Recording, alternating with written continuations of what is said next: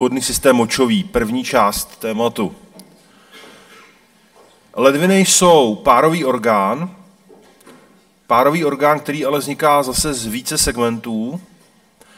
A tento orgán je tedy uložen v části břicha za peritonální dutinou v retroperitoneu. Tomu říkáme tedy retroperitoneu.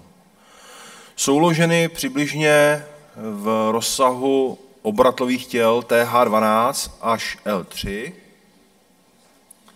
Ten rozsah těch uložení ledvin ale může být odlišný podle toho, zda eventuálně není nějaká variabilní ledvina vyvinutá trošku jinak, jak se o ní za chviličku budeme bavit, a také zda ledviny případně nejsou zvětšené nějakým patologickým procesem nebo naopak zmenšené.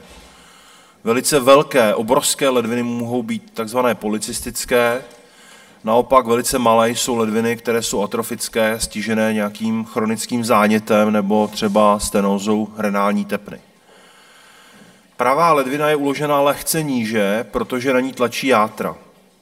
A ten vzájemný vztah jater a ledviny je pro nás poměrně dost důležitá věc, protože při ultrazvukovém vyšetření můžeme zjistit, v jaké úrovni zhruba je ledvina, nebo třeba při CT magnetické rezonanci, a játra by neměla svým dolním okrajem přesahovat dolní pol ledviny. Pokud přesahují a ledvina je normální, tak játra jsou zvětšená.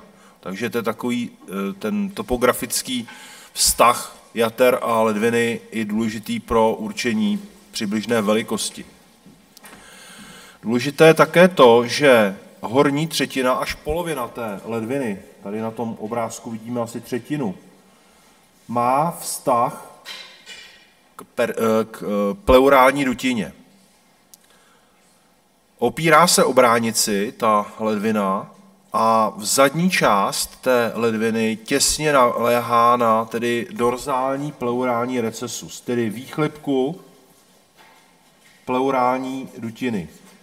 A proto také mohou procesy, které jsou v ledvině, zánětlivé procesy, zejména agresivní infekce, vyvolávat takzvanou indukci pleurálního výpodku, nebo se dokonce až na pleurální recesus šířit a může být tedy indukovaný zánět z ledviny v pleurální dutině. To jsou tedy ty základní topické vztahy. Ledviny, jak jsem řekl, jsou uloženy za peritonální dutinou. Peritoneum máme tadyhle zachyceno. A ledviny jsou uloženy v tukovém loži. Jsou obklopeny tukovou tkání. Ta tuková tkáň má několik funkcí. Za prvé mechanicky chrání ledviny a za druhé také je izoluje. Že ledviny jsou společně s játry, ale ledviny hlavně velkým zdrojem tepla, které je uvnitř lidského těla, jelikož v ní probíhají důležité různé procesy, které mají svůj vedlejší produkt, tedy vznik tepla. Takže ta tělesná teplota v oblasti ledviny je nejvyšší vůbec v lidském organismu. Jsou velice prokrvené a navíc ještě ta jejich funkce. Ledviny samy o sobě, když se podíváme dobře a vzadu vidíte strukturu, která pod nimi je uložena. Ledviny jsou uloženy na svalu, který se jmenuje musculus, a to všichni víme, psoas major. A podél musculus psoas major pak také můžeme sledovat vývod močových cest z ledviny, to znamená ureter, který navazuje na ledvinou pánvičku. Podíváme-li se na příčném řezu, tak uvidíme velice důležitý tedy vztah ledvin k těm ostatním strukturám a také důležité struktury, v nichž jsou ty ledviny zavzaty. Co se týče ledviny sami o sobě, jsou tedy v tom tukovém loži. Mají blízký vztah k tomu musculus psoas major, musculus quadratus lumborum a také k musculus transversus abdominis, který je ten vnitřní, který máme na vnitřní vrstvě břišní dutiny. Důležitá struktura, kterou si teď namalujeme, nebo maluju zvýraznění, je fascia renalis. Fascia renalis je výchlipka fascia transversa a vychází z ní a štěpí se na dva základní listy. Přední list renální fascie, který nazýváme podle autora Gerota, on byl Gerota, takže Gerotova fascie. To je fascie renalis pars anterior a vzadu Zuckerkandlova fascie. Také se tak v hantýrce nazývá Gerotova, ta se užívá velice často a pak je to fascie Zuckerkandlova. V tom rozštěpení té fascie renální, která se tady přichycuje k fascia transversa, je tedy uložena ledvina. Ta Gerotova fascie pak přebíhá přes střední čáru na druhou stranu. Tady máme vena cava inferior a abdominální aortu a spojuje se s tou druhou stranou a zase překlenuje celé to ostatní.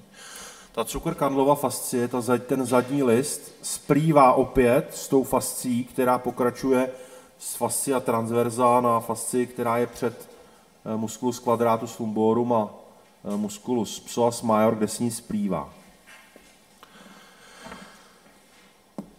To, co je uvnitř té fascie, je tedy takzvaný prostor uvnitř renální fascie a ten prostor je relativně dobře chráněný vůči okolí. To znamená, všechno, co se děje v ledvině, může mít nějaký vliv na tu okolní tkáň, to znamená šíření zánětu, krvácení z té ledviny, šíření nádoru.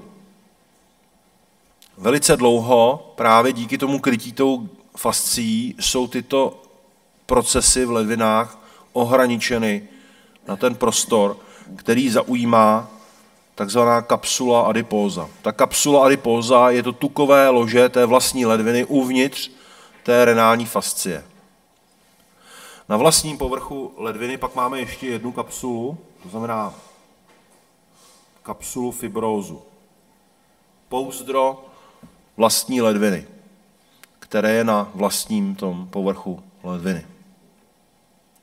Takže to je kapsula fibróza. Takže takto je uložena ledvina.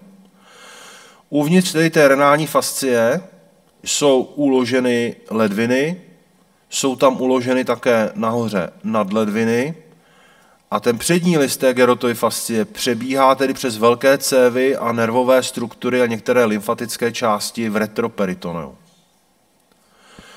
Reakce na té Gerotovy fascii, která za normálních okolností není docela dobře vidět. Není dobře ani vidět na CT, ani na magnetické rezonanci, to taková jemná tenoulinká linie. Ale u patologických procesů, které jsou také zevně toho procesu, můžeme vidět na ní reakci.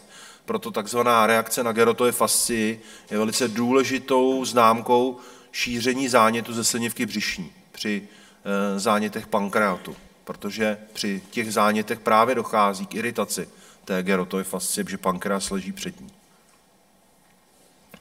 Celý ten prostor je vlastně takový igelitový sáček, který má nahoře dno.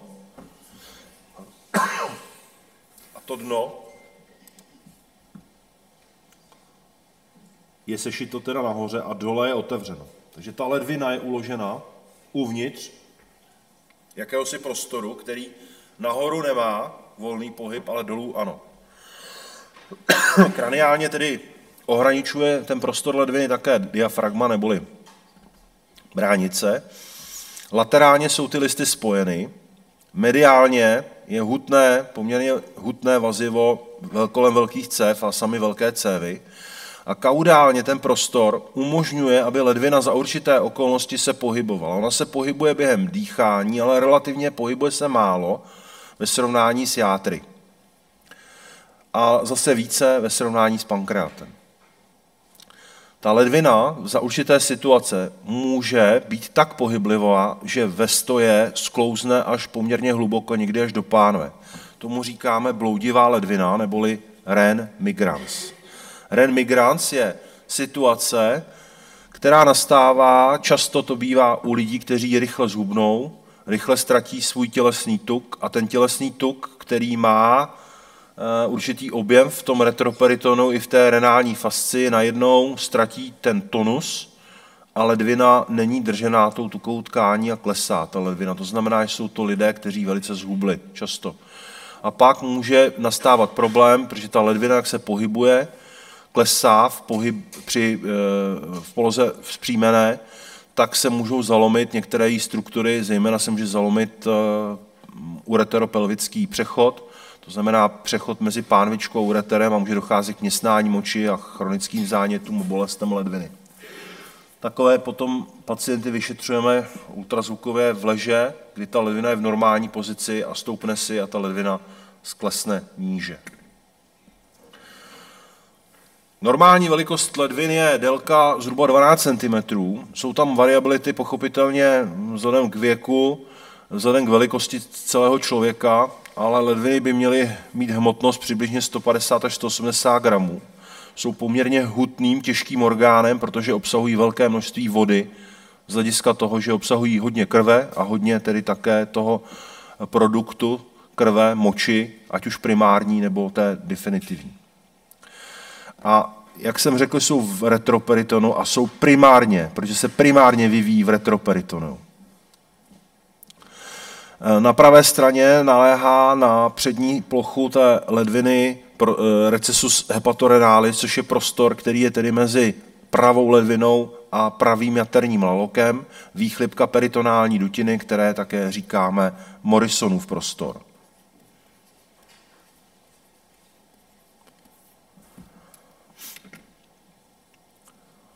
Vztah ledvin vzadu, v zadní stěně břišní a hrudní je takový, že už víme, jak se tam na ní přikládají jednotlivé ty svaly a důležité jsou také další dva orgány, které tam máme, a to jsou dvě kaudální žebra. Řekli jsme si, že ty ledviny jsou uloženy v retroperitonu poměrně pevně v té tukové tkáni a vzadu máme ještě výbornou ozvučnici, co jsou ta žebra. A k tomu ještě poměrně pevné bederní svalstvo. Základním vyšetřovacím postupem, který se používá při vyšetřování ledvin, je tzv. Tapotmant.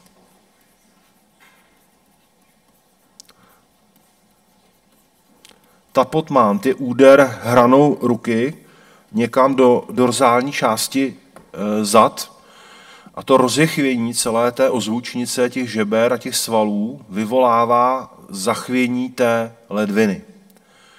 Pokud je nějaké onemocnění, zejména zánitlivého charakteru, které zvětšuje objem té ledviny, napíná renální pouzdro a tím otřesem se podráždí nervové struktury toho renálního pouzdra a projevuje se to jako bolest. A ta bolest, ku podivu, a o tom budeme mluvit ještě na jaře, není cítit pořádně v těch zádech, ale může vystřelovat a může vystřelovat někam do třísla nebo na stehno.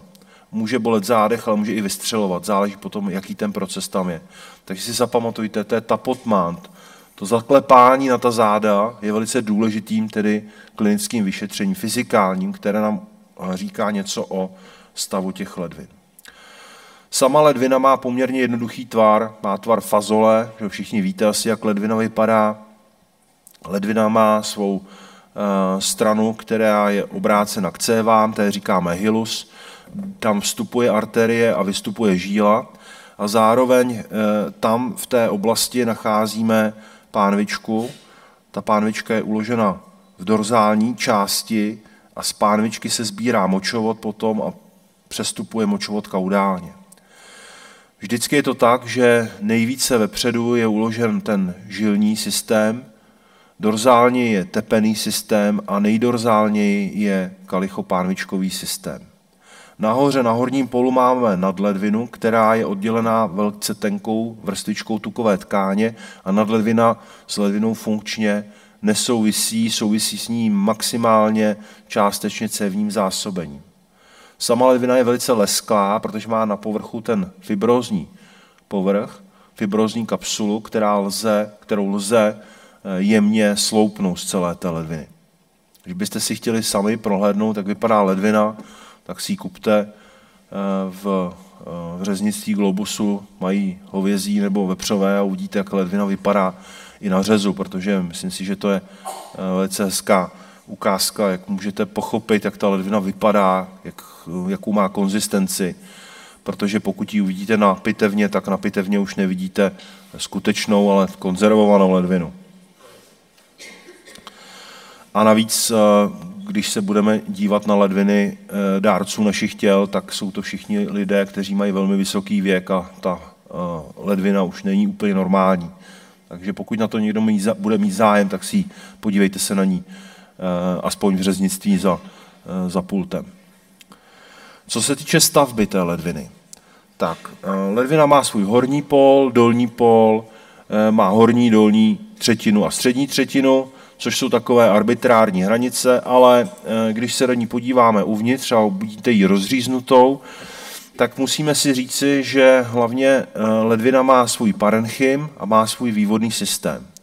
Oba ty systémy se vyvíjí trošku nezávisle a také se klasifikují onemocnění úplně zvlášť, protože jsou nádory, kterým říkáme nádory ledviny mimo pánvičku, a pak jsou nádory, které jsou v pánvičce. Vždycky ta onemocnění, která jsou v pánvičce nebo kalíších, to znamená v tom vývodném systému, neúplně souvisí s renálním parenchymem. Nicméně oba ty systémy se ovlivňují. Záněty i nádory se mohou z jedné do druhé části šířit. Na povrchu už víme, že je kapsula. Pod kapsulou máme vrstvu, která se nazývá kortex. Kortex vytváří potom kolumny a ty kolumny zasahují poměrně hluboko až do vnitřního prostoru té ledviny. Ten samotný vnitřní prostor a exkavace, která vevnitř je vyplněná řídkou tukovou tkání a vazivem a nazývá se renální sinus. To není tedy sinus, už není tkáň ledviny, ale je to prostor, je to dutina, která je vyplněná tímto řídkým vazivem, tukovou tkání a také tedy kalichopánvičkovým systémem a cévami. Jak kolumna, tak kortex jsou dohromady funkčním parenchymem té ledviny. Tam jsou uloženy glomeruly. Pak máme struktury, které připomínají svým tvarem pyramidu a proto se také nazývají pyramidy. Ty pyramidy jsou struktury, které jsou součástí druhé funkční oblasti ledviny, které říkáme medula dřeň. Medula je tvořena systémem kanálků. Již nemá v sobě glomeruly, ale je to velmi významná část ledviny, ve které se zpracovává primární moč a vytváří se moč definitivní. A z těch kanálků se potom sbírá moč, řekneme si jak, a na papile, kterou máme na vrcholu té pyramidy, kde jsou otvůrky, perforace, se moč definitivní dostává do systému, který je ten vývodný systém, takže tohle je parenchym. A tady máme vývodný systém. A vývodný systém je vlastně dutá soustava, která postupně sbírá moč, hromadí se v pánvičce a odtud odtéká moč pomocí peristaltických vln ureterem do močového měchýře. Poslední tou součástí, která patří ještě k ledvině, je pánvička a po pánvičce následuje junkce ureteropelvická, což je místo, kde ne úplně přesně definované, ve kterém najednou se změní pánvička v ureter a pokračuje dál jako ureter.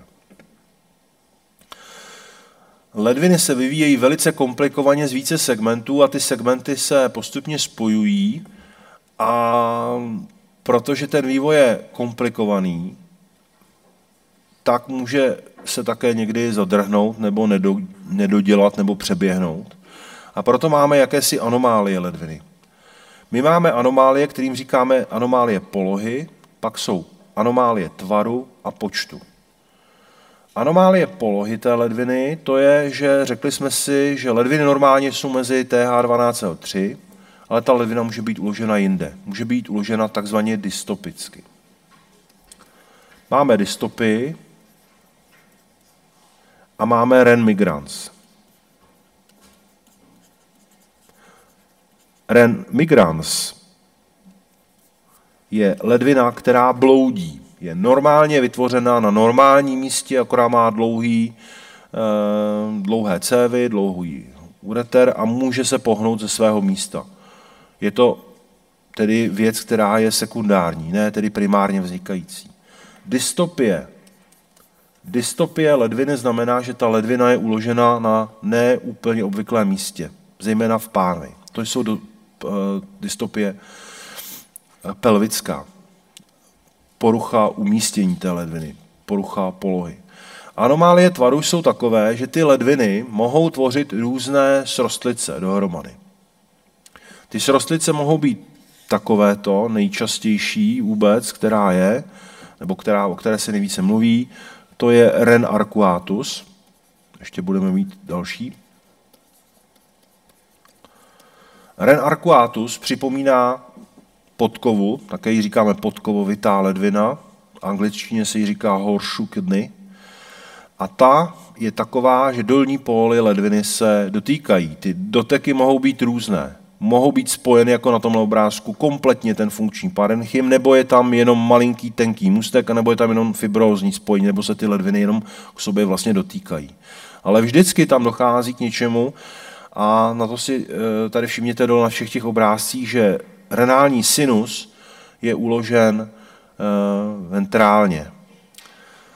Ty ledviny mohou být takové, že jsou srostlé na jedné straně, to je potom renduplex. Renduplex může být tak, že se kříží uretery, že ta horní migrovala nebo migrovala dolní ledvina, jak to tady vidíte. Nebo máme Ren sigmoideus, kdy ta jedna z těch ledvin má otočenou tu kalichopánvičkou soustavu laterálně, druhá mediálně. Nebo je to taková ledvina, která se říká L-shape, L ledvina.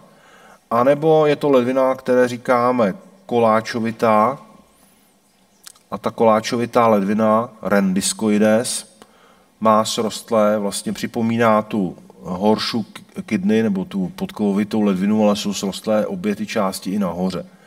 A bývá pak posunutá většinou tato ledvina někam do pánve. Když vidíte, jak komplikovaně ta ledvina vzniká, tak je jasné, že může mít různé další ještě anomálie. Řekneme si potom u cévního zásobení, jaké jsou. Obecně ledvina sama o sobě je složená tubulární žláza.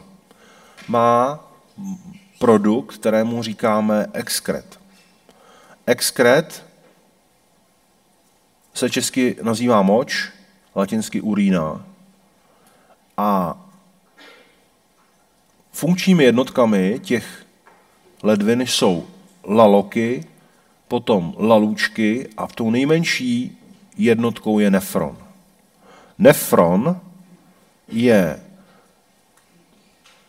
nejmenší jednotka, které říkáme corpusculum renis malpighi, taky někdy mirabile, zázračné. A je tvořeno dvěma částmi. První částí je glomerulus, což je klubíčko cév, a druhá je kapsula. Dále na ně potom na to corpusculum renis a na tu kapsulu, lépe řečeno kapsuly, se sbírají tubuly, proximální tubulus, který vybíhá v Henleovu kličku, Henleova klička přechází v tubulus distalis na tubulus colligens a poslední z nich je ductus papillaris, kterým ústí potom na papilu, kterou už víme, kde je. Celý ten systém je takový, že glomerulus je vytvořen někde v renálním parenchymu struktury kortexu, to znamená buď ve vlastním kortexu nebo v kolumě. Pak z něj vychází kanálek, jeden, druhý a vychází potom ven.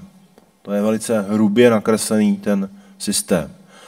Ten proximální a distální kanálek má velmi velké množství zatáček, také jsem říkal, že je zatočený nebo stočený, proximální a stočený distální kanálek.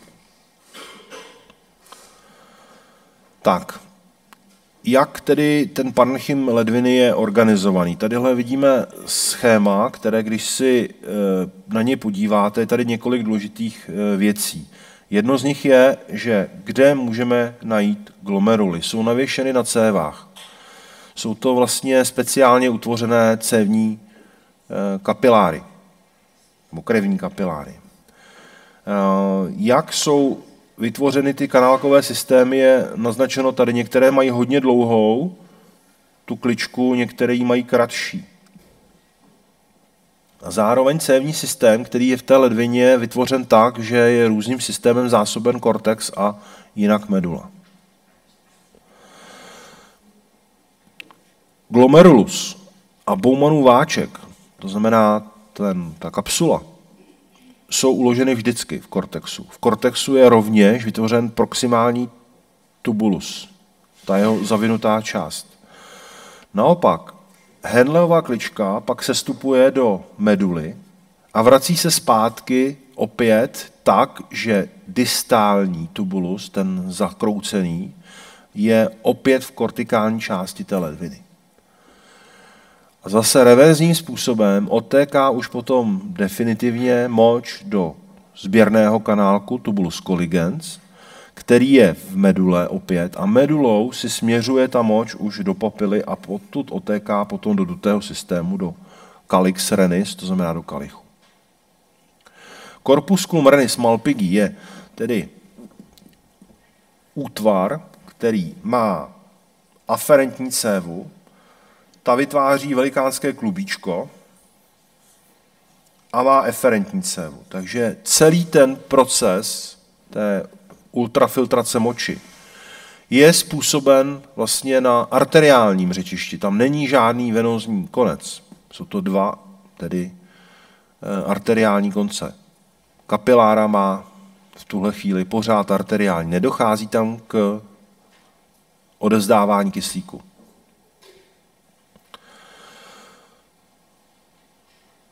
Ten vlastní glomerulus má speciálním způsobem upravené ty kapiláry tak, že obsahuje póry.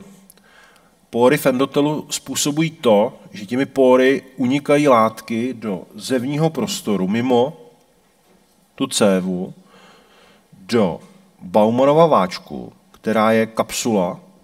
Ta kapsula má ale vnitřní a zevní list.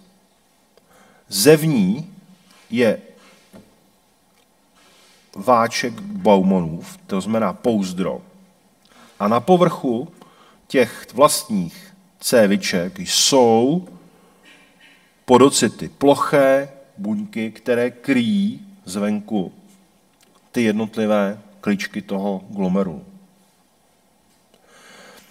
V místě, kde máme přiložené už ty sběrné kanálky, náhodně přiložené k té části centrální, kde se kříží ta aferentní a eferentní část těch cév, tak je prostor, kterému říkáme juxtaglomerulální aparát, který má velký význam. Za chvilku si o něm ještě řekneme. Tady máme tedy schéma ještě jednou toho glomerulu. Krev přiteče a odteče, vytvoří se primární moč, ta moč jde do proximálního zatočeného kanálku, který je uložen tedy pořád v kortexu. Má pak část rovnou, která pokračuje do Henleovy kličky. Ta zonace v té medule je taková, že máme zevní a vnitřní medulu. Tam v oblasti Henleovy kličky dojde k vstřebávání, zejména vody, a vystoupí nahoru zpátky do druhé části, to je tubulus distalis, která má opět tu zavinutou část. A ta zavinutá část potom zaběhne do sběrného kanálku a ze sběrných kanálků postupně se vytvoří nebo sebere moč ze všech ostatních těch a vypustí v papillernáli s otvorem do té pánvičky.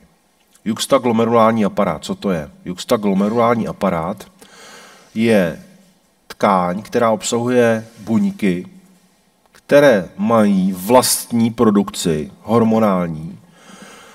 A ten hormon, který produkují, je renin. Renin je součástí osy renin-angiotenzin, velice důležité kontroly tlaku krve. Proto ty juxtaglomerulální buňky jsou jedny z velice důležitých, které hrají roli v patogenezi hypertenze, vysokého krevního tlaku. Proč tomu tak je? Protože ta ledvina, stejně jako mozek, musí pořád pracovat. Možná si pamatujete, že jsem říkal, že v ledvinách a v mozku je takzvaný nízkoodporový tok. Ten nízkoodporový tok má zabezpečit, aby krev tekla během celé doby, kdy ta ledvina funguje a tvořila se pořád stejně moč. Tento aparát kontroluje tedy přísun krve. Pokud z nějakého důvodu se sníží přítok krve do ledviny, tak ten juxtaglomerulární aparát vysílá chemického posla renin a ten renin dokáže zvýšit systémový tlak a tím zvýšit přítok krve do ledviny. Další částí jsou tzv. Mezangiální buňky a ty vytváří prostaglandiny, peptidy, další regulační látky. Takže juxtaglomerulální modifikované buňky jsou ty, které jsou přímo navázány na vas afferens v tom juxtaglomerulárním aparátu. Je to logické, protože tam je tedy možné monitorovat přítok té krve. Pokud ten přítok krve je nižší tlak, tak se systémově potom může tímhle způsobem zvýšit. Takže si zapamatujte juxtaglomerulální aparát a renin. Tak, funkce ledviny tedy je především zevní sekrece. Zevní sekrece, filtrace primární moči. Filtrace primární moči je 170 až 200 ml na jeden glomerulus. To znamená, jeden glomerulus vytvoří obrovské množství moči. Ovšem více než 99% se zpětně rezorbuje vše. To má za následek výraznou redukci objemu tekutiny. Pokud bychom toto neměli a pokud ta regulace, kterou tady za chviličku si řekneme, nefunguje dobře, tak ten člověk tvoří příliš moči a pochopitelně tvoření příliš velkého moči může vést dehydrataci a k smrti. Hlavním mechanismem, který pomáhá v rezorpci natria a tím pádem rezorpci celého, tedy osmotického potenciálu té moči, je aldosteron. O tom dneska budeme mluvit, je to hormon, který vychází z kortexu nadledviny. A zároveň máme druhý hormon, který je antidiuretický hormon, který v angličtině se především nazývá vasopressin. A vasopressin, jak říká jeho název, může vytvářet také zvýšený tlak. Ten systém renin, angiotenzin, vasopressin je tedy mohutná kontrola systémového tlaku k tomu, aby byla zabezpečená funkce ledviny správně. Pokud se naruší ta jeho funkce, vede to k nějaké poruše. Antidiuretický hormon se vytváří v hypotalamu a je produkován potom do krve, vysílán buňkami z neurohypofýzy. Budeme o tom mluvit v létě. Druhým a nevýznamným je pochopitelně ten systém endokrinní. Endokrinní systém ledviny je tvořený tedy tím juxtaglomerulárním aparátem. Už jsem mluvil o reninu, který dělá vazokonstrikci, prostřednictvím tedy osy renin-angiotenzin. A druhá důležitá část je erytropoetin. Erytropoetin je látka, jak nazývá její název, že se pomocí této látky stimuluje erytropoéza v kostní dřeni, to znamená tvoření červených krvinek. Tak to funguje ledvina, a ledvina tedy není jenom k tomu, aby tvořila moč. To, aby fungovala, potřebuje správné cévní zásobení. Zásobení ledviny v zásadě je relativně jednoduché, ale v reálné konkrétní situaci v řešení případů třeba nádoru ledviny může být kompletně situace složitější, než si člověk na první pohled může představit. Protože v učebnici si řekneme, že máme arteria renalis a vena renalis. Jedna céva teče dovnitř, druhá se sebere a vyteče ven. V takové situaci potom se větví jednotlivé ty tepny na segmentární větve. Ty tepny se rozdělí na takzvané interlobární tepny. A ty interlobární tepny jsou tepny, které vnikají mezi jednotlivé pyramidy. Dalo by se říct, že vlastně ty jednotlivé laloky jsou tvořeny se skupením těch pyramid. Pak následuje tepna, které říkáme arcuata. Když se na ní podíváte, tepna arcuata vytváří oblouk. Ten oblouk končí tímhle způsobem.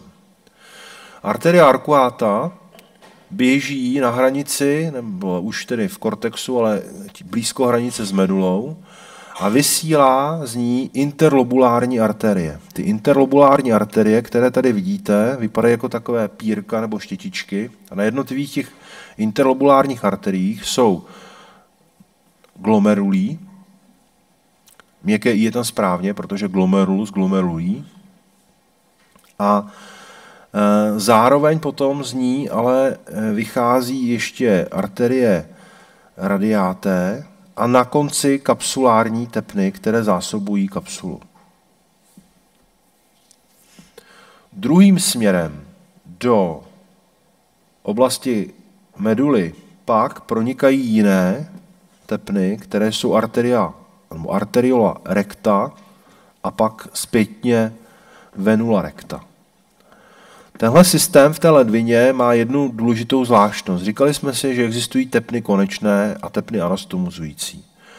Celý ten systém ledviny počínaje vlastně větvením už těch renálních tepen v oblasti hylu je vlastně konečný.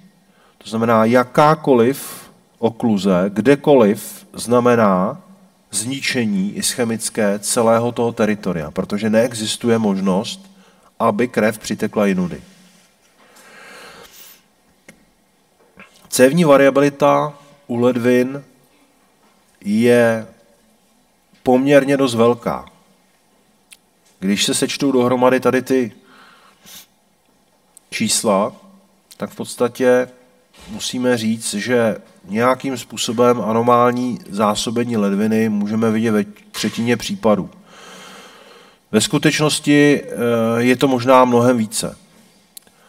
Ty tepny mohou být rozdílné v tom, že máme někdy zdvojené tepny, někdy tepnám říkáme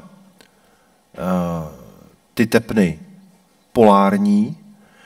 Zdvojené tepny vidíme například tady. To jsou dvě zcela suficientní tepny, které zásobují vlastně dvě části ledviny. Tady ta zadní, tady ta přední, tedy ta bude ještě z té horní části zásobena. Pak jsou polární tepny. Ta polární tepna může odstupovat časně, jako v tomhle případě, brzo po odstupu z aorty, nebo může být samostatnou tou renální tepnou. Může být horní polární tepna a může být dolní polární tepna. Tyhle ty 4 případy, které tady máme, nám dělají tedy dohromady nějakých těch 30%. 35%. Ale ve skutečnosti těch anomálií může být mnohem ještě více, protože máme ještě k tomu ty anomálie ledviny. Situace může být velice komplikovaná. Tohle je konkrétní případ jednoho pacienta, plánování operace na urologii, kde byla obrovská cysta v téhle oblasti. To cévní zásobení tepené je tady poměrně jednoduché na té pravé straně. Vlevo ale vidíte srostlici, to je renduplex, možná tady vytušíte 2. Tady má jedno cévní zásobení, druhé cévní zásobení. Dokonce měla 2 pánvičky, potom ta ledvina. A také vidíme tady potom žilní systém. žilní systém se sestává ze dvou žil a z třetí žíly. Jedna žíla směřuje normálně, druhá žíla směřuje za aortou do dolní duté žíly a třetí pod roznožkou mezi nohama aorty do dolní duté žíly. A ty žíly, které jsou na té druhé straně, jsou také komplikované. Sice jenom jedna žíla, ale druhá část toho žilního systému vtéká do této systému. A to je systém, který s ledvinou velice dobře souvisí, a to je vena ovarica anebo vena testicularis. Záleží na pohlaví. Takže takhle komplikované někdy to cévní zásobení je, lépe řečeno prakticky vždycky. Nemají až tak velký význam renální segmenty, jenom abyste věděli, že existují renální segmenty, ale určitě se asi učit nemusíte. Že existují apikální části ledviny, jsme si řekli apex, a horní segment, střední a dolní, to jsou v podstatě takové části ledviny, které odlišujeme, a pak je část dorzální. Co je na tom důležitého vědět a nezapomenout na to, tadyhle si všimněte, že na zadní části ledviny laterodorzálně máme takovýto útvar, hranici, které říkáme avaskulární zóna. Totiž ty segmenty těch cév jsou zásobeny zpředu anebo zezadu a řekli jsme si, že ty cévy jsou konečné, než je anastomozují. Toto je místo v renálním parenchymu, kde je nejméně cév, a je to místo, kudy se do té ledviny můžeme dostat. Můžeme tam provést punkci.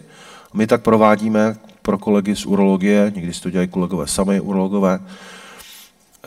Oni buď si to dělají bez kontroly, a my to děláme většinou na angiografii. Zavádí se tam hadička v případě, že v ledvině městná moč. Říká se tomu nefrostomie. Je to místo, kde hrozí nejméně krvácení. Takže to je ledvina.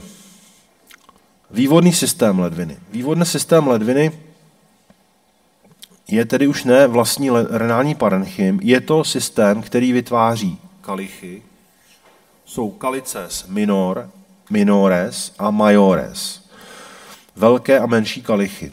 Kalichy se spojují, mají potom takzvanou stopku, to uvidíme i tady, a stopky dohromady potom ústí do systému, kterému se říká pánvička, pelvis renalis. Velice důležité je a nutné si uvědomit, že ledvina, která je normálně uložená, není patologicky vystavěna, patologicky vyrotována, tak má pelvis renalis uloženou dorzálně od cévního svazku.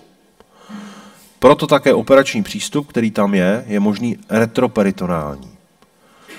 A proč ten retroperitonální přístup je důležitý? Protože pokud se operuje na ledvině, která má chronickou infekci v tom kalichopánvičkovém systému, tak je určitě správné, aby se neotvírala pobřišniční dutina a nemohlo se stát to, že se ten zánět bakteriální šíří na peritonální dutinu. Vývodný systém sám o sobě tedy sbírá moč, a vidíme tohle vyšetření, které se nazývá intravenozní urografie, dává se jodová kontrastní látka. Tady vidíte, jak se sbírá dohromady ta kontrastní látka a odtéká potom ureterem do močového měchýře. Máme tady dvě ještě ukázky CT vyšetření a tadyhle vidíte, to je rozšířená pánvička a před ní jsou uloženy cévy. Vždycky vědět, že pánvička je uložená vepředu. A to místo, kudy lze tu funkci provést bezpečně, je tímto směrem. V pánvičce se mohou vyskytovat různé patologické stavy. Patologicky rozšířená může být, pokud je uzavřený vývod. Většinou to bývá konkrement, to znamená kámen. Nebo to může být ale nádor, tady máme nádor. Může tam být zánět, který tam vzniká a šíří se zpátky do renálního parenchymu, protože ten zánět se šíří typicky do dolních cest močových a pak do horních cest močových při takzvaném refluxu.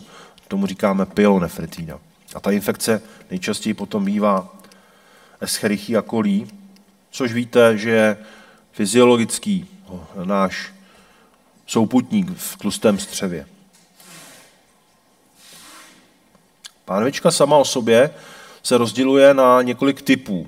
Každý z nás možná má trošku jinou tu pánvičku a máme dva základní typy. Jednomu se říká ampulární typ a druhému se říká dendritický typ. Dendritický typ má potom vlastně každý ten calyx major, má svou ještě další jakoby stopku, která se pak sdružuje a vytváří malou pánvičku. Důležité je to z toho důvodu, protože někdy musíme odlišit, že ta pánvička je jenom ampulární a není rozšířena. Z pánvičky vychází potom ureter. Ureter je dutá struktura, hadicovitá struktura, která má délku asi 30 cm a má velice úzký profil, má šířku jenom 5-6 mm. Má 3 části. Jedna část je abdominální. Ta abdominální část ureteru přechází z pánvičky, běží před musculus psoas a konec toho břišního, začátek pánevního úseku je křížení s ilickými cévami. To je oblast, které říkáme apertura pelvis superior a kříží tam váza iliaka tak, že před tím cévním systémem se otáčí a pak směřuje do pánve. Je to přibližně v místě, kde odstupuje arteria iliaka interna a směřuje do pánve. A tam tedy se zanoří dovnitř do pánve. My víme, že tady už pak směřují cévy do dolní končetiny, takže pak ureter směřuje do pánve a v pánvi probíhá zase důležitým způsobem. Zítra se budeme bavit o tom, jak se ureter kříží z ductus deferens u muže a podobným způsobem, jak se šíří z ligamentum teres úterý u ženy. V pánvi se pak zanoří dovnitř do stěny močového měchýře a ten poslední úsek je portio parietalis. A my máme tedy potom místa, která jsou preformovaná zúžení, kde se může stát, že třeba vychází-li konkrement, který byl v ledvině a prochází celým tím dutým systémem, stav, kterému říkáme kolika renalis, renální kolika, tak máme místa, kde se ten kamének většinou chviličku zastaví a potom tam dráždí svalovinu, nervovou soustavu a bolí to. První je právě to místo ureteropelvické junkce, druhé místo je křížení z váza iliaka a poslední místo je ten intramurální úsek, to znamená ten, který je v místě zanoření do svaloviny močového měchýře. Ureter sám o sobě má trošku podobnou strukturu, jako má strukturu střevo, ale ne stejnou. Uvnitř máme tunika mucosa, pod ní je tela submucosa. Ta výstelka uvnitř je takzvaný přechodní, neboli anglicky se mu říká transitional cell, přechodné buňky. Ty buňky mají různý takový tvar mají různý z toho důvodu, protože ve chvíli, kdy se naplní ta daná část, tak se potom roztáhnou a vytáhnou a nepoškodí se tím vlastně ten epiteliální povrch toho dutého systému. Ať je to v pánvičce, v močovodu, ale zejména potom v močovém měchýři.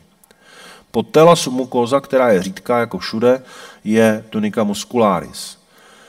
A na rozdíl od trávicí trubice, tady cirkulární vrstva je zevně a uvnitř longitudinální. A jelikož jsme si řekli, že ledviny jsou uloženy v retroperitonu, i vývodné systémy v retroperitonu, tak kromě části močového měchýře tady máme všude na tom vývodném systému na povrchu adventici, to znamená zahuštěné vazivo, které na povrchu. Zúžená místa, tedy jsem už zmínil, je to juxta pelvicky s pánevními cévami a juxta vezikálně.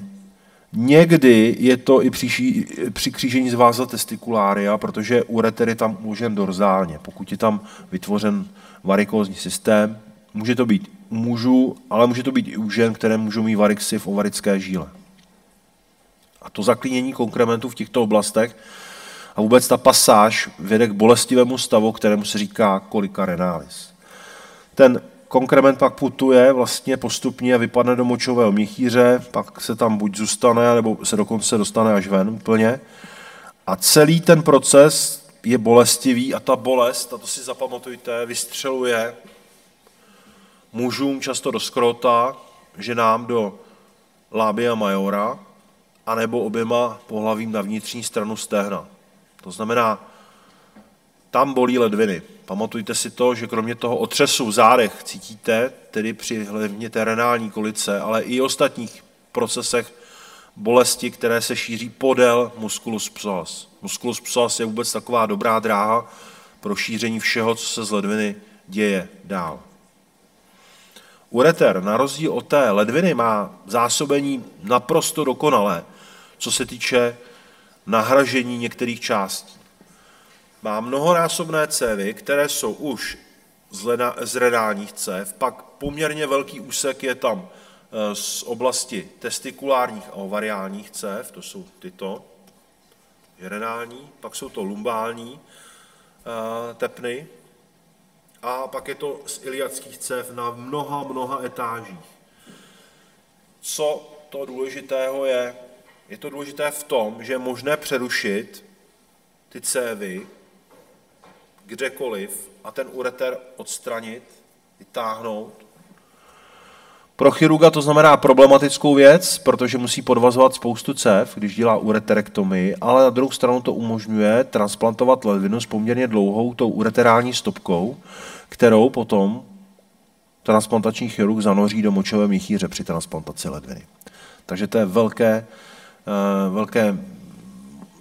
jsou to velké možnosti, jak přerušit a nedevaskularizovat a neischemizovat ten ureter. Kromě ledviny má variabilitu i ten dutý systém. Kromě toho normálního, to je ampulární typ, dendritický typ pánvičky, pak máme také něco, čemu říkáme duplicitní systém. Jak jsme viděli, že ty ledviny jsou vlastně jakési srostlice někdy. Ono, ta srostlice je i to za normální situace, ale všechno se pěkně pospojovalo. Když se to nepospojuje úplně, tak máme vlastně ledvinu rozdělenou a má dva systémy duté, jak to vidíte tadyhle. Tomu říkáme pelvis duplex. Pak to zdvojení může dál pokračovat a může pokračovat až dál do retroperitonea a tomu říkáme ureter duplex. Ne vždy to zdvojení doběhne až do močového měchýře a to znamená, nemáme dva kompletní uretery. Pokud nemáme dva kompletní uretery, nepoužíváme název duplex, ale fissus. Rozštěpený. Ten se někde potom spojí, tady to teda není vidět nikde, ale můžeme to spojení pak nalézt. Není to tak úplně jednoduché to nalézt někdy. A pak pokračuje jeden ten ureter. Takže si pamatujte ureter fissus a ureter duplex. Někdy se může vyskytovat patologická situace pouze v jednom tom kalichopánvičkovém systému. A důležité je také si uvědomit, jak ústí ty uretery. Ten kraniální ureter ústí do kaudálněji do močového měchýře. No, to znamená, máme ledvinu, máme dvě pánvičky, dva uretery a máme močový měchýř, tak ten kraniálnější ústí kaudálněji. Což je taky důležitá informace. Proč je to důležité? Protože když jsou dvě ústí do močového měchýře a dělá se ureteroskopie a chce urolog nasondovat tu správnou část, tak musí nasondovat tu, která patří k tomu patologickému systému. Tak, dostáváme se k močovému měchýři, vesika urinaria. Vesika urinaria je sběrací prostor pro moč. Kapacita je 250-300 ml. Někteří z vás tu kapacitu už za tuhle dobu přesáhli. Je třeba si kapacitu močového měchýře kontrolovat a být schopen ho ovládat, protože medicína je o tom, že největší limitace na operačním sále je většinou to, jak dlouho člověk vydrží tam být, aniž by odskočil z toho stolu. Že jo? A když si představíme, že neurochirurgové operují 16-18 hodin pod operačním mikroskopem někdy, tak i tyhle ty časy někdy nedovolují, aby pořádně odbíhaly. Takže to je 300 ml. Je to orgán, který je uložen na rozdíl od těch ledvin preperitoneálně. Preperitoneálně znamená, že je před peritonální dutinou.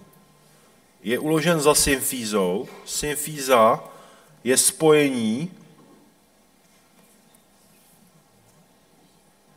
dvou párových kostí, to jistě víte už. Je to synchondróza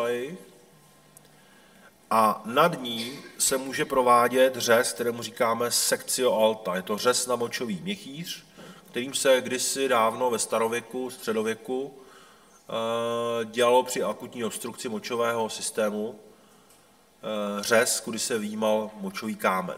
Brutální, nicméně život zachraňující výkon. A to je řez, který vedeme tedy potom mimo peritonální dutinu. Za močovým měchýřem vzadu pak máme prostor, který je také velice důležitý, tomu říkáme excavatio retrovesicalis. Močový měchýř sám o sobě, když se naplňuje, tak se nafukuje směrem nahoru a on je vlastně tvořen několika takovými výběžky. Máme apex, který je vepředu a z toho apexu vychází ligamentum umbilicale medianum. Ligamentum umbilicale medianum běží ve střední čáře k pupeční jizvě a je to zbytek allantois. Výběžku tedy, kudy utíkala moč, ven. Ta allantoida dělá takovou výchlipku, někdy se tam mohou nacházet cysty, někdy tam může být pořád ještě takový dlouhý jakoby recesus a je to místo, kde bohužel vznikají velice nebezpečné, agresivní, naštěstí vzácné nádory, které vychází z té allantoidy. Pak má tělo, ten močový měchýř, pochopitelně nahoře má fundus.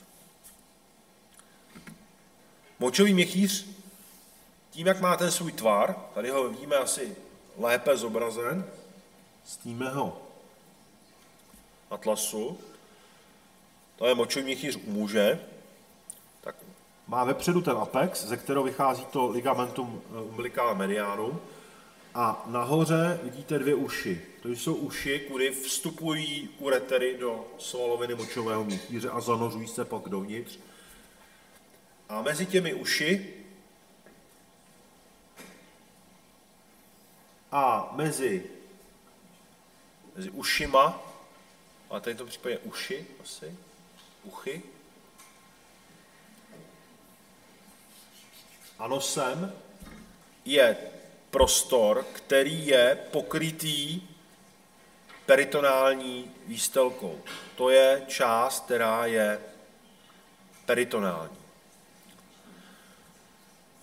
Močový měchýř je dál fixovaný k pánevním strukturám. U mužů pubocystikum, u ženy pubocystikum, ligamentum a muži navíc ještě puboprostatikum, protože prostata je žláza, která je uložena pod močovým měchýřem. Tadyhle vidíme, jak to ligamentum se fixuje k té pánevní kosti. Podíváme-li se dovnitř do toho močového měchýře, rozřízneme-li ho, tak ten močový měchýř tedy má apex, corpus fundus a pak má dole nálevkovitou část, která pak směřuje do močové trubice.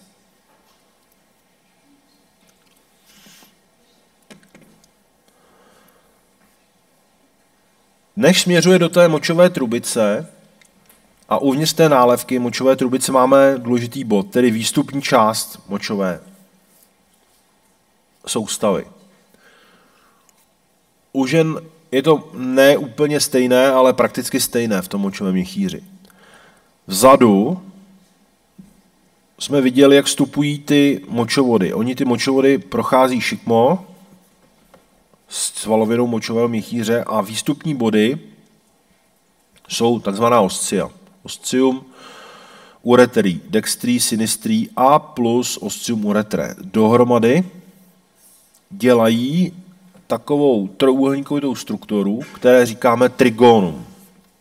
Důležitá urologická věta je to v trigonu, není to v trigonu. Trigonum je místo, které je tedy trojúhelníkovitého tvaru a ta jedna strana toho trojúhelníku je plika interureterika, za které je trošku vidět taková exkavace, ne nějaká nápadná, a říká se jí fossa retrotrigonalis.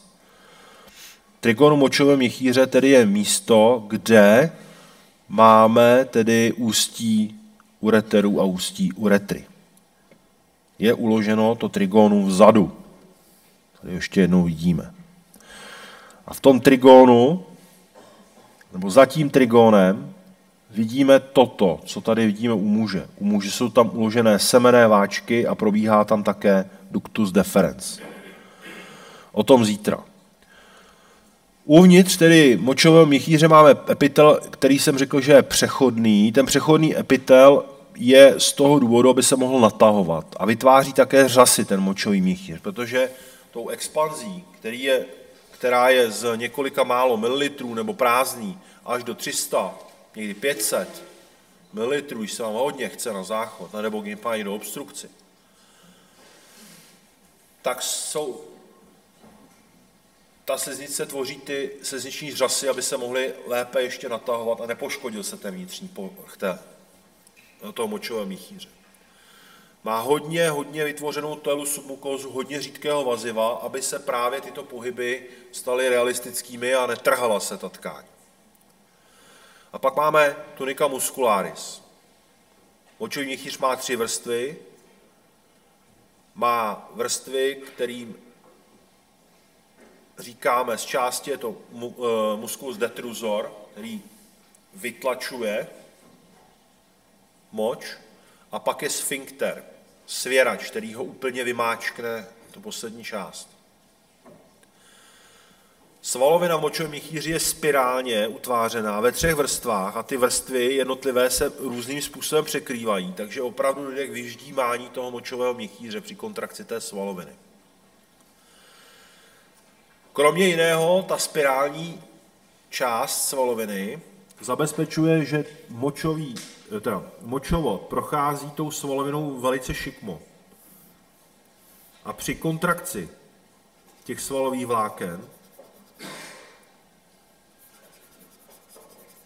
dojde k zaštípnutí ureteru. A ten ureter při akci močové, to znamená při močení, se zavře tou kontrakcí té svaloviny a není možné, aby moč zpětně tekla do těch ureterů. To je velice důležité, ten mechanismus, aby byla ochráněna močová soustava před ascendentní infekcí. Protože moč je ideální médium pro bakteriální infekci, která tam ráda žije a může se šířit vzhůru. Někdy ta záklopková mechanika nefunguje, je to hlavně u malých dětí, kde není dobře vytvořen ten průchod. Když ten močovod prochází kolmo, tak při té kontrakci svaloviny se naopak otevírá to ústí. Takže některé děti mají močový reflux, což je předmětem také zkoumání. Pokud mají děti opakované uroinfekce, tak je nutné vyloučit, že tam není takováto anomálie. Na povrchu močového měchýře je tunika adventitia s výjimkou té horní plochy mezi uretery a apexem, která je tvořena tedy peritonální výstelkou. A ta tunika adventitia přechází v řídké vazivo, které se jmenuje paracystikum. Nebo také paracystium se mu někdy říká. A budeme mluvit o parakolpiu, parametriu. Je to řídké vazivo, které obklopuje tkáně v pánvi.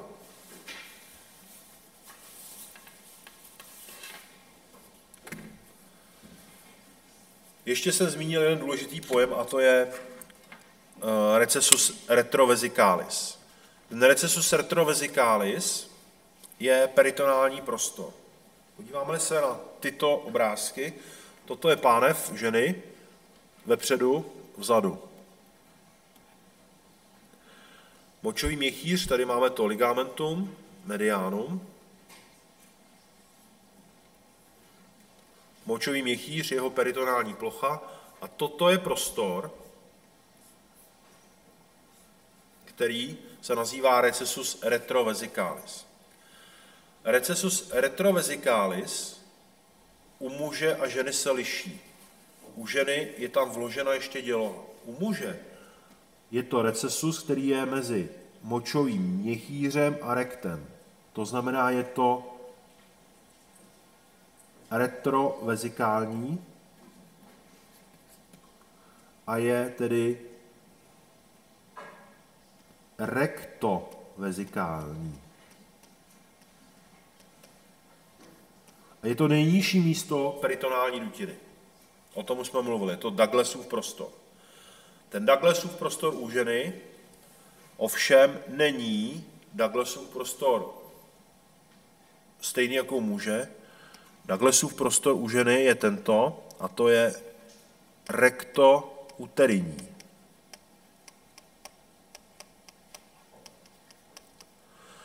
Protože výběžek recessus veziko-uterální nebo uterovezikální je vepředu. Je také poměrně hluboko. Je to místo, kde je děloha z části krytá tedy peritonem a potom z části adventicí. A vidíme tady jednu důležitou věc. Toto je prostor, kterému říkáme paracystikum, ale také už mu tady říkáme parakolpium, protože tady náhléhá vagina a děloha, hlavně cervix. A to je místo, kudy se můžou šířit nádory mezi močovým měchýřem a cervixem. Mnohem častěji teda je cervikální karcinom u ženy do močového měchýře.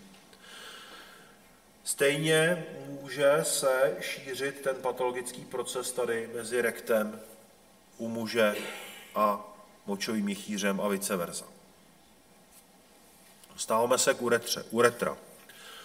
Uretra je močová trubice. Poslední část vývodného systému močového má vnitřní a zevní ústí, oscium uretrae internum a externum. Je vystlána opět stejným přechodním epitelem, pouze v nejdolnější části je vrstevnatý dlaždicový epitel. Stejně jako v rektu, stejně jako v dutině ústní.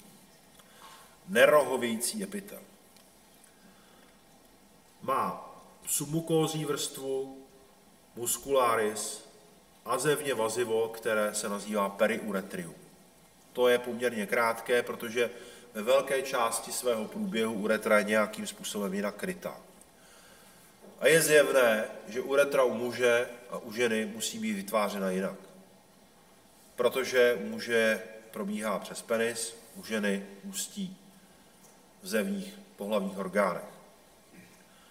Z čehož plyne, že mužská uretra je dlouhá, ženská krátká. Svoje má pro i proti.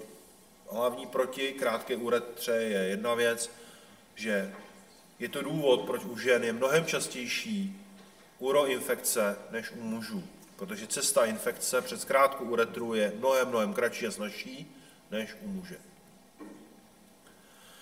Rozdíly tedy v těch uretrách jsou na snadě.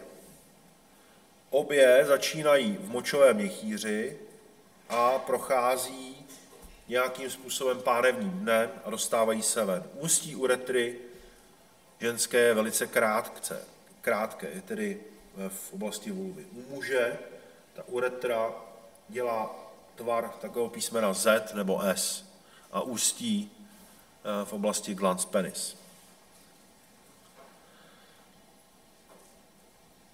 Ty rozdíly jsou méně zřetelné, když se podíváme na řez pánví. Na řezu pánví v podstatě nevidíme velký zásadní rozdíl, kromě jednoho jediného, a to je, že muži mají kolem proximální části uretry uloženou prostatu. Ovšem prostata,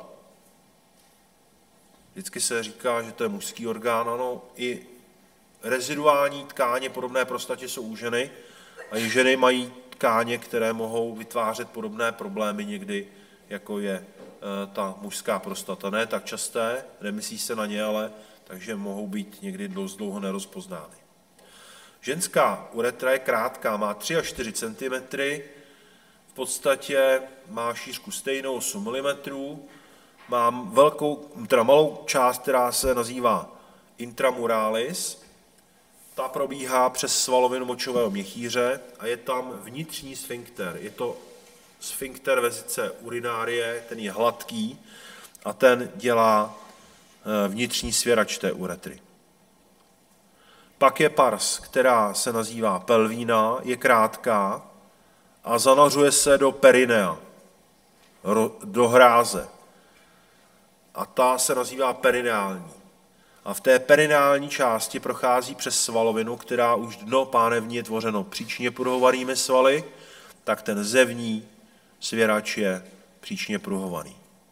Ústí do ní glandule uretrále z hlenové žlázky, které ji smáčí, jsou hlenové, aby chránili pochopitelně ten epitel před chemickým působením moči, protože moč má chemické účinky, pochopitelně svoje.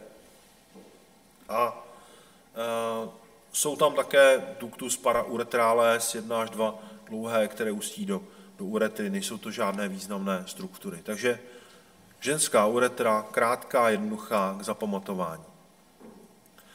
Ty sfinktery jsou takové, když se podíváme na tu organizaci, tak ta horní část jsou ty sfinktery, které jsou hladké. Ta horní část uretrae internus je hladký tedy a část sfinkter uretrae externus je taková, že máme hladkou svalovinu, která je zevně potom ještě lemovaná svalovinou příčně pruhovanou. Ta příčně pruhovaná svalovina je potom tady v těch oblastech, to je oblast, která je tedy dno pánevní a také levátor áný. To už víme z rekta, že to je ta, kterou volným způsobem jsme schopni teda nějakým regulovat. A ústí ven zevně do oblasti zevního genitálu. Tyto modré útvary, budeme o nich mluvit zítra, jsou útvary, což jsou kavernózní a spongiozní tělesa, která patří k klitoridě. Mužský systém uretry je komplikovanější. Máme části rovněž, které nazýváme intramurální. Ta intramurální je zase v močovém měchýři, je tam sfinkter vesice urinárie, tedy hladký sval. Uretra je dlouhá asi 25 cm, je 2krát zahnutá. To první zahnutí je v místě pánevního dna, druhé je infrapubicky. Ta intramurální navazuje potom na část, které říkáme prostatická část. Prostatická část je důležitá, protože do ní ústí některé další struktury. Je tam colliculus seminalis, což je vývod, v němž jsou vyvedeny tedy ejakulatorní vývody plus ústí tam prostatické žlázky. Ductus ejaculatorius je společný vývod, kde se spojují tedy vývody vezicula seminalis semenného váčku a ductus deferens chámovodu. A pak tam ústí utriculus prostaticus, což je zbytek pod ductus Mülleri. Ductus Mülleri je vývod, který budete probírat v embryologii a je to vývod, ze kterého vznikají u ženy vnitřní pohlavní orgány, hlavně uterus. Následuje část, které říkáme pars membranacea. Pars membranacea prochází přes membránu, které říkáme dno pánevní. Ta membranózní část má potom vnitřní a zevní vrstvu. Opět vnitřní vrstva je hladká a zevní je příčně pruhovaná. Sfinkter uretrae.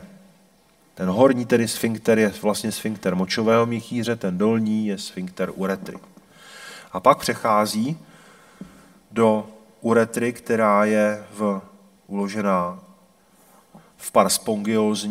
ve spongiózním tělese penisu. Ve spongiózním tělese, v měkké části nebo měkčí části penisu, je chráněna uretra a ta uretra pak dál postupuje až do oblasti glans penis. Po své cestě všude do ní ústí glandule uretrales a na konci toho spongiózního tělesa, kterému říkáme bulbus, ústí dvě žlázky, kterým říkáme bulbouretrální žlázky. Na konci vidíme penis. V oblasti penisu je rozšíření za krátkým zúžením, kterému říkáme fossa navicularis. Velice důležitá struktura.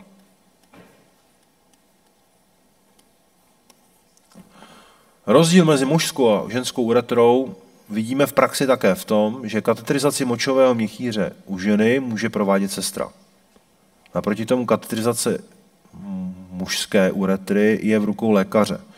Budete mít šanci si to vyzkoušet na tady simulačním centru, budete si určitě muset si to vyzkoušet ve skutečnosti a problematika cévkování muže je v tom složitější, že jak ta uretra není rovná, tak tam hrozí poškození té uretry, poranění uretry, nesprávnou manipulací s cévkou. Protože máme místa, ve kterých ta cévka se může nějakým způsobem spříčit a poranit tu uretru, což vede ve vlastním důsledku první fázi bolesti, pak krvácení, ale hlavně těžkým jezevnatým změnám, které vedou potom ke striktuře, to znamená zúžení té uretry.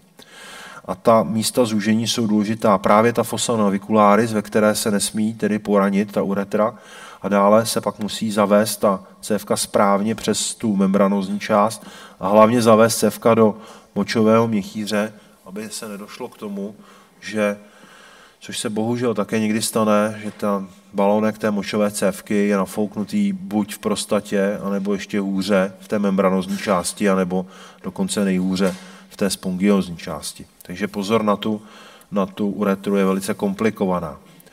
Sama uretra má spoustu svalů u muže a ty jednotlivé svaly slouží k několika účelům. Za prvé k lepšímu vyprazňování té uretry, to je jedna z věcí. A druhá věc je také, že se nemají asi míchat úplně dobře dvě tekutiny, které tudy prochází, a to je tedy moč a sperma. Máme tedy vnitřní svěrač uretry a vnější svěrač uretry. Kromě toho máme ještě také dilatátor uretry. Ten dilatátor uretry je svalovina, která běží longitudinálně, vybíhá v té nálevce po vnitřní straně v močovém měchýři a běží po přední straně uretry. A ta vlastně při té kontrakci rozšiřuje tu uretru. Ona zabezpečuje to, že když se bude kontrahovat celá ta svalovina, tak nedojde k tomu, že se zavře to ústí. Problematické je, že na přední straně, kde vidíte, tadyhle je na močovou stranu, na močovou trubici z té strany přiložena část prostaty a tam může dojít k poškození toho také funkci toho svalu při adenomyomatozní hyperplázii, což čeká všechny muže po 50.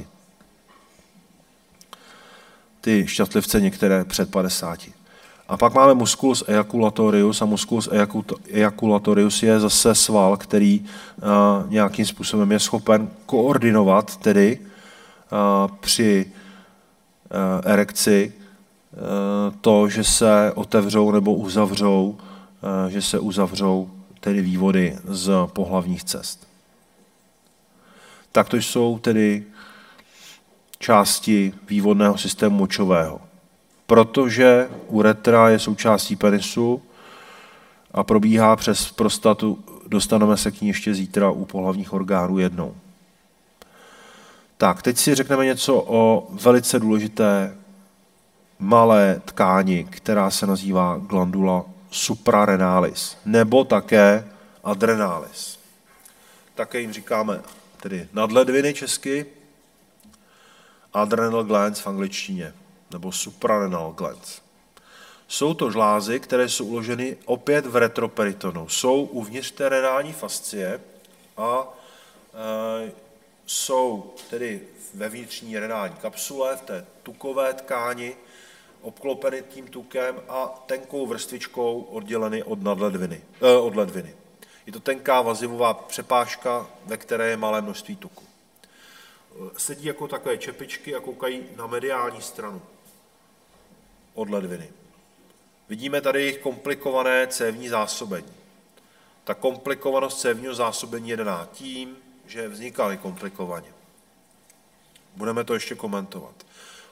Každá z těch nadlivin má trošku jiný tvar. Pravá má tvar Včka. Levá má tvar Y, ale vzhůru nohama. Jsou uloženy tedy velice hluboko a jsou uloženy tak hluboko, protože jejich ta jedna z podstatných částí medula je původem neuroektodermální. Vzniká z vlastně lišty neuroektodermu, která je uložena paraaortálně. Nadledviny mají dvě části. Jedna z nich se nazývá kortex, kůra, druhá medula, dřeň. Jsou to dvě části, které jsou funkčně z hlediska fungování hormonálního zcela nezávislé a nesouvisejí. Ale vzhledem k tomu, že to vytváří jeden orgán, funkčně ve smyslu cévního, na sebe navazující. Můžeme vidět několik zón. První zóna, nejpovrchovější, která je prvně perfundována z arterie, je zóna, která se jmenuje glomerularis. Další zóna, která je pod ní, vytváří proužky. Ta se nazývá fasciculáta. A třetí zóna toho kortexu vytváří síťku a ta se nazývá reticularis. Tyto tři zóny mají zonální produkci hormonů. Hormony kůry nadledvin jsou v zásadě chemicky odvozeny od cholesterolu. Je to velice složitá tedy molekula, to víte všichni, plochá relativně molekula, která má lipoidní povahu.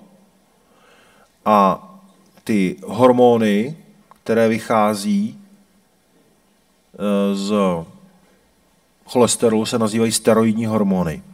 Všechny steroidní hormony, až budete mít chemii, a možná už to víte, mají některé základní účinky. Ty základní účinky jsou mineralokortikoidní, glukokortikoidní a pohlavní. Každý z těch hormonů má ten účinek jinak vyjádřen a jinak dominuje. Takže u mineralokortikoidů, z nich je, tedy víte, se jmenuje aldosteron, tak dominuje ta mineralokortikoidní část. Aldosteron se produkuje v té zevní, tenké vrstvičce. Pak máme velkou část, nejtlustší fascikuláta. Tam se produkují glukokortikoidy. A v retikulární části jsou to většinou hormony, které mají účinek jakýsi pohlavní. Třeba androsteron. Především ty hormony těch nadledvin z té zóny retikulární mají účinky mužské. Proto také, když ženy mají nádory, kůry, tak mají takzvanou virilizaci. Začnou jim rost fousy, mají akné, zhrubne jim hlas. A to někdy velice rychle, když je to nádor maligní. Takže to jsou ty zóny, které patří až po tuto úroveň. Toto je kortex. Další úroveň je medula. Medula je relativně menší, je uvnitř a je původem ze sympatické části autonomní nervové soustavy. A produkuje hormony, kterým říkáme katecholaminy. A ty katecholaminy jsou adrenalin, noradrenalin a poslední z nich je dopamin. On jich je taky víc. Tyhle jsou 3 základní. To jsou hormony, které jsou chemicky jinde. Jsou odvozeny od fenylalaninu, od aminokyselin, takže jsou také někdy nazývané biogenní aminy. Takže, když si znova zopakujeme základní důležitá věc, na kterou nemůžete zapomenout, až půjdete na interní státní zkoušku, nebo část, tak se jich můžete kolegů zbavit dobře, když budete vidět tyhle ty zóny, kde se co produkuje. A zkouší to. Státní zkoušky, kde jsem byl přisedat, takže vím, že profesor Matějovič se na to ptá. Takže máme zóna glomerulóza, mineralkortikoidy, zóna fascikuláta, glukokortikoidy, největší šířka té kortikální vrstvy, a retikulární pohlavní hormony. Když řeknu pohlavní hormony, oni mají pohlavní účinek pohlavních hormonů, ale za normální situace u všech individuí převažuje produkce pohlavních hormonů v pohlavní žláze. Každá ta oblast může produkovat tedy někdy více toho hormonu. Vznikají tam takzvané adenomy. Ten adenom potom značně navýší produkci některého z těch hormonů podle toho, z jakých těch buněk vzniká. Vzniká-li z mineralokortikoidů, tak ten člověk má takzvaný Konův syndrom. Má hypertenzi a nějaké další problémy. Pokud je z té oblasti glukokortikoidů, tak je to takzvaný Cushingův syndrom. A pokud je to z těch pohlavních, tak tomu říkáme adrenogenitální syndrom.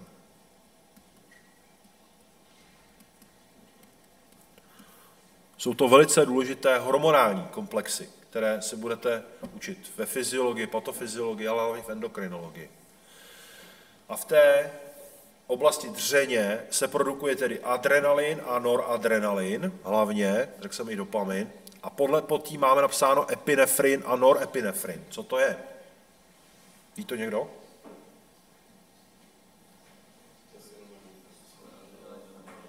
Ano, je to správně, je to samé. Pozor na to, až se podíváte do cizí literatury, půjdete do anglosaské, když budete ve Spojených státech, v Británii, nikdo nebude mluvit o adrenalinu a noradrenalinu, ale epinefrin a norepinefrin. Pozor na to. Jo? Protože epinefros znamená řecky nadledvina.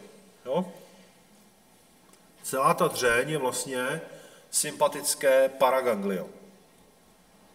A proto taky, když se stane a nadledvina odumře, odstraní se, zničí se krvácením, zničí se zánětem, tomu pak říkáme Addisonova choroba, aby těch pánů nebylo málo.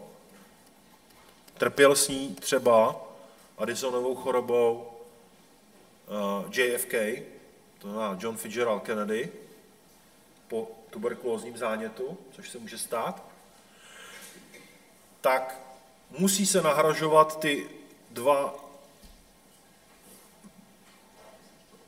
produkty, které jsou v té oblasti kortexu, ale ne v té oblasti dřeně, protože těch sympatických ganglí, která produkují adrenalin a noradrenalin, máme v těle více a tady jsou schopné sami o sobě nahradit. Tak, mluvili jsme o ledviných cévách. Ledviné cévy jsou jednoduché. Renální tepna, renální žíla.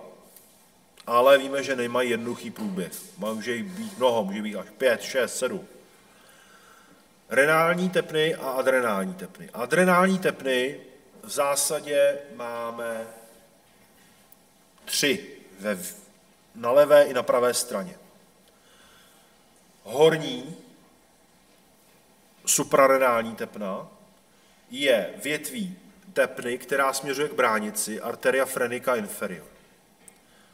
Střední adrenální tepna nebo suprarenální tepna je tepna, která samostatně odstupuje z aorty, a dolní adrenální tepna odstupuje vždycky z arteria renalis na levé i pravé straně. To je stejné. Jiné jsou žíly. Žíla je vždycky jedna, protože jsme si řekli, že ty cévy, ty arterie tečou vlastně z kortexu do meduly a uvnitř meduly se sbírají žíly a nakonec vznikne jenom jedna jediná žíla, která vytéká uvnitř té nadledviny z jejího centra a vstupuje na levé straně do vena renalis a na straně pravé krátká žilka přímo vstupuje do dolní duté žíly. Takže pozor na to, cesta z levé nadledviny je komplikovaná, je přes renální žílu.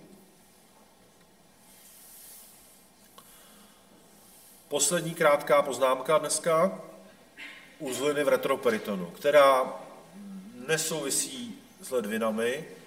Samy ledviny nemají lymfatickou drenáž. Lymfatická drenáž je jenom potom z toho vývodného systému močového. Takže není úplně jednoduché, abych metastazoval třeba nádory renálního parenchymu do uzlin. Ale lymfatické uzliny jsou důležité v retroperitonu z důvodu toho, že se tam stýkají prostě směry ze všech stran. Zapamatujte si, jak je členíme ty uzliny. Máme nodi lateris dextri a sinistri. Ze strany pravé ta cesta je komplikovaná v tom, že máme cestu z dolní končetiny a máme cestu z pánve. A ta cesta z pánve víme už taky, že může být komplikovaná, že může být přes tříslo. A to si ještě řekneme, že může být ještě komplikovanější. Tohle to je základní cesta z pánve, která neplatí pro orgány, které budeme mít zítra, neplatí pro testes. Ta cesta je přes nodi iliací externí a nodi iliací interní communes na pravé straně. A na pravé straně k tomu přistupují tedy ještě nodi ovaricí a testiculares, které tady nemáme naznamenané a ty běží někde tímhle způsobem podél cév. A to si zítra řekneme, že cévy testikulární odstupují nebo se vlévají až pod ledvinami, ne v pánvi. A po pravé straně uzliny postupují tak, že mají dvě možnosti u té iliací communes. Buď dál řetězec uzlin běží po pravé straně, to znamená laterálně, po pravé straně vena cava. Tím pak říkáme paracavales dextri, anebo směřují tak, že jdou mezi aortu a kávu, těm říkáme interaortokavální uzliny. A ty termíny, které tady říkám, jsou klinické. Anatomové na to mají různé divné pomůcky. Ale z části potom se dokonce ty uzliny, a tady vidíte, jak jsou propojené ty lymfatické cesty, propojují i se stranou levou. A na levé straně máme ty iliací externí, communes, ovaricí testiculares. A pak máme ty paraaortální. A když mluvíme o paraaortálních uzlinách, v správném slova smyslu, tak vždycky mluvíme o paraortálních uzlinách vlevo. Stejně tak parakavální uzliny jsou vpravo. To znamená, ty, které jsou na straně retroperitonu a laterálně vpravo, jsou parakavální, laterálně vlevo paraaortální. A mezi nimi jsou uzliny, kterým říkáme interaortokavální. No jo, ale my máme ještě další uzliny, a to jsou uzliny, které jsou před aortou, a tím říkáme preaortální. A když si představíme, že se k ním postupně připojují cévy jednotlivé, tady máme mezenteriální, máme vena nebo arteria mezenterika, takže váza mezenterika inferior. Tady máme celiacus, arteria mezenterika superior a tady ještě ústí potom ty testikulární, tak na všech těch úrovních se připojí další lymfatické uzliny. A proč to tak zmiňuju? Důležité je si uvědomit, když bude mít nějaký patologický proces v oblasti pánve. hluboko v pánvi uložený nádor, třeba cervix úterý, nebo karcinom prostaty. A budeme mít něco, co je vpravo. Budeme mít část prostaty vpravo postiženou. Ta cesta těch uzlin může být v pánvi, ale může být takto komplikovaná a může vlastně postihovat uzliny, které jsou na levé straně retroperitonea. A dokonce díky těm cévám, testikulárním a ovarickým, může ta metastáza přeskočit úplně tu pánev a mít postižení až v retroperitonu u renálního cévního svazku. A pozor, u prostaty, ale u cervixu, ovária, můžeme najít i takovou situaci, protože tohle je místo, kde ústí ovariální cévy nebo testikulární cévy, máme nádor v pánvi. Ta cesta lymfatická může být taková, že se dostane ta buňka nádorová do cisterna chylí. A kudy jde cisterna chylí nahoru? Do ductus thoracicus a nahoru do angulus venosus na levé straně a nahoře budeme mít potom takzvanou Virchovovu uzlinu, o které už jsem mluvil.